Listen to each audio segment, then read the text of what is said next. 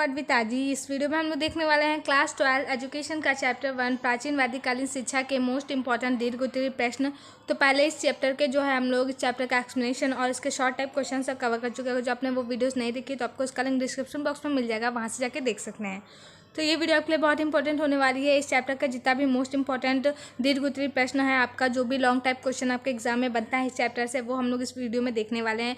तो ये वीडियो बहुत इंपॉर्टेंट है, तो आप इसे एंड तक देखिएगा और वीडियो स्टार्ट करने से पहले इसे लाइक कर दीजिए।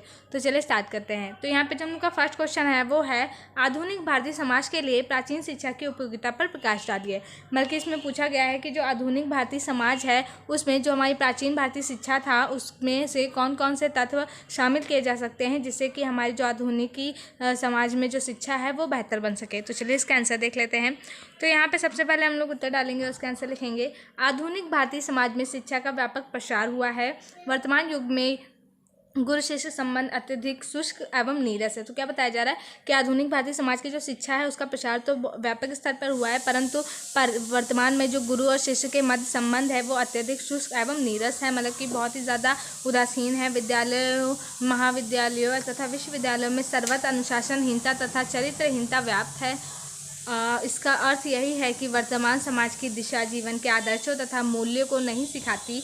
प्राचीन भारत की शिक्षा की व्यवस्था को आज भारतीय समाज में पुनः लागू करने की आवश्यकता है। तो क्या बताया जा रही है कि जो वर्तमान काल में जो अभी शिक्षा का स्तर है वो बहुत ही ज़्यादा, मतलब कि बहुत ही ज़्यादा बदल चुका है, क्योंकि यहाँ पर अब जो हमारे पुराने मूल आदर्श वगैरह था वो सारा कुछ भुला दिया गया है। हमारे जो शैक्षिक संस्थाएँ होती हैं वहाँ पर अनुशासन की कमी देखी जाने लगी है। तो इसी टाइप से जो बहुत सारे परिवर्तन आए हैं जिसमें हमें अपनी जो प्राचीन भारतीय शिक्षा है उसको पुनः लागू करने की आवश्यकता है। प्राचीन कालीन शिक्षा के निम्नलिखित विशेषताएं वर्तमान समाज को लाभान्वित कर सकती हैं। जैसे कि जो पहला हेडिंग है वो है आदर्श मानवता। तो ये क्या थी? प्राचीन काल की शिक्षा मानव को आदर्श बनाने वाली थी। तत्कालिक शिक्षा नम्रता, परोपकार, सत्य वचन, आध्यात्मिक, पारस्परिक स्नेह आदि मानवीय गुणों पर बल देती थी। तो क्या बता रही है, जो प्राचीन काल में शिक्षा थी वह शिक्षा ऐसी होती थी जिसमें मानव को आदर्श, मतलब कि मानव के व्यक्तित्व का विकास होता था और जो मानव था वो एक आदर्श मनुष्य बन सकता था। और जो प्राचीन कालीन शिक्षा थी उसमें नम्रता, परोपकार, सत्य वचन, पारस्परिक स्नेह, आध्यात्मिकता, धार्मिकता, इन सब पर अत्यधिक बल दिया जाता था। इन सभी गुणों का विकास किया जाता था। इन गुणों की वर्तमान मुख्य शिक्षा में भी परम आवश्यकता है। तो क्या बताया जा रहा है कि ये सारे जो गुण है वो हमें अभी वर्तमान में भी अपनी शिक्षा प्रणाली में लागू करने चाहिए। उसके बाद नेक्स्ट है हमारा प्रकृति का सुखद वातावरण। जो प्रकृति थी उसका जो सुखद वातावरण था वो जो प्राचीन कालीन था वो बहुत ही ज़्यादा अच्छा होता था। तो चलिए इसके अंदर हम लोग क्या लिख सकते हैं? गुरुकुल ऐसे वातावरण में स्थित होते थे जहाँ नगरी कोलाहल नहीं होता था। मतलब कि जो गुरुकुल वगैरह होते थे प्राचीन काल में, गुरुकुल ही चलते थे। जो गुरुकुल होते थे वो एकदम जंगल के बीचों बीच स्थित होते थे। बल्कि गुरुकुलों से जो नगर वगैरह होते थे, ग्राम वगैरह होते थे, वो बहुत ही ज़्यादा दूर होते थे। इसलिए जो गुरुकुल थे वो बिल्कुल ही शांत वातावरण में रहते थे। वहाँ पर कोई भी जो है शोर वगैरह नहीं आता था, जिससे कि जो बच्चे होते थे वो बहुत ही अच्छे से पढ़ाई कर सकते थे। इस प्राकृतिक वातावरण का प्रभाव छात्रों के व्यक्तित्व पर पड़ता था। उस समय के छात्र नम्र, शांत स्वभाव, प्रकृति प्रेमी होते थे। वर्तमान में विद्यालयों में यदि प्राकृतिक सौंदर्य को लाने का प्रयास किया जाए तो विद्यालयों को नगर के कोलाहल से दूर शांत वातावरण में व्यवस्थित किया जाए तो विद्यालयों में शिक्षा प्राप्त करने वाले छात्रों के व्यक्तित्व में भी महान अंतर आ सकता है। तो क्या बताया जा रहा है कि जैसे कि प्राचीन काल में हमारे गुरुकुल वगैरह होते थे वो बिल्कुल ही शांत वातावरण में बने होते थे, जिससे कि जो छात्र वगैरह होते थे उन्हें पढ़ाई करने में बहुत ज़्यादा आसानी होती थी और उनका जो व्यक्तित्व था वो भी निखर कर सामने आता था।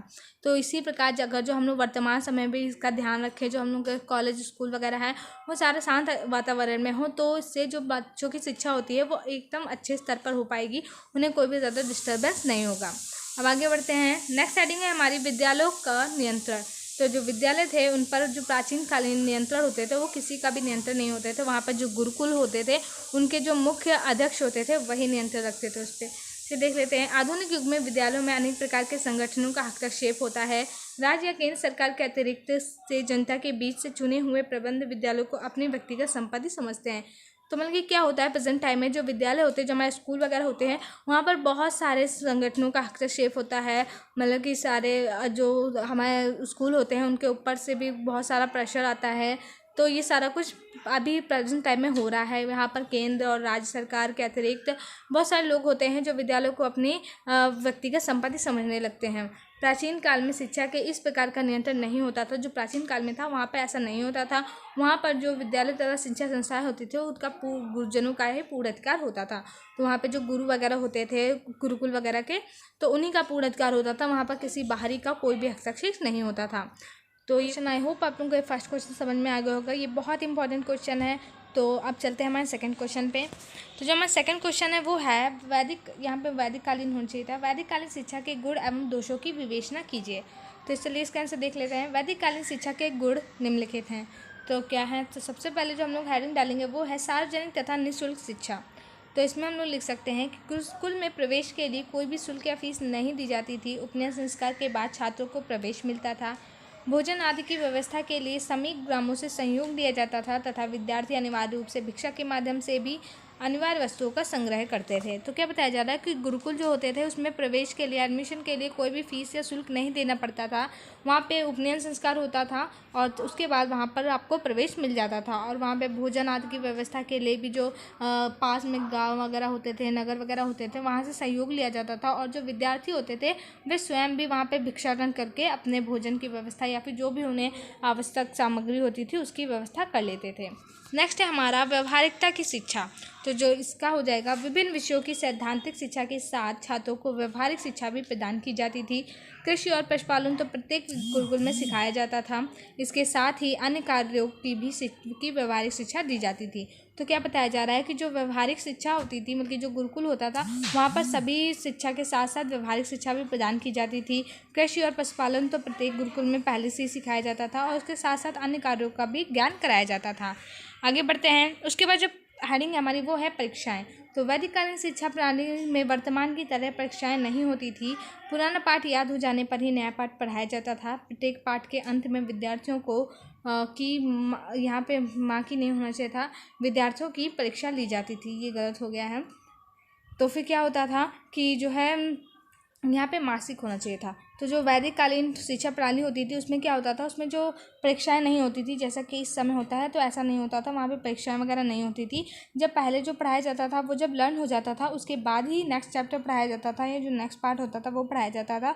और प्रत्येक विद्यार्थियों के जो पार्ट जब उसका ख़त्म हो जाता था तो उसकी परीक्षा ली जाती थी। नेक्स्ट बढ़ते हैं, आगे बढ़ते हैं। हम लोग देखेंगे वैदिककालीन शिक्षा की कमियां या फिर दोष। तो जो वैदिककालीन शिक्षा थी उसकी कमियां क्या थी।